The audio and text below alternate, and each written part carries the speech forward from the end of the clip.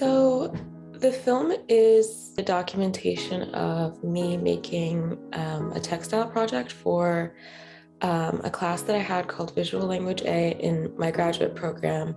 It documents the process of me weaving this rug, as well as the process of me connecting with my mother and her life in Morocco, and who she was as a woman before she immigrated, kind of around my own age. I'm 23 and she immigrated when she was about 25. And so the rug itself is a woven tapestry of one piece of duck cloth that is like a collage of pictures of my mother when she was a child, and then another piece that is hand-painted designs from the Amazigh region of Morocco, which is where my father is from. It's a traditional rug making practice known to the native women there.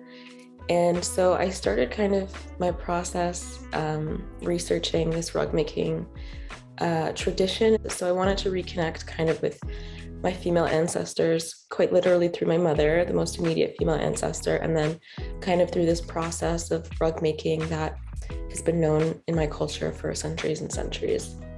The act of doing it by my own hand made me appreciate the process a lot more and made me create something that I was a lot happier with. And it really in a way was a huge metaphor for me as somebody, growing up in America as a first generation immigrant, weaving together these two different things.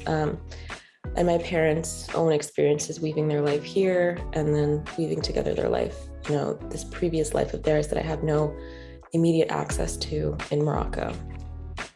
I would like to add just to all the viewers to really be conscientious of, viewing these types of Berber or Azalel rugs. I know that they sell them on Wayfair and Etsy, and they sell them for $300, $500, $1,000. There are women in the mountains who have been making this rug for thousands of years and are now being, paid dollars per, not even per inch, but just dollars for a rug that is sold for so much higher prices.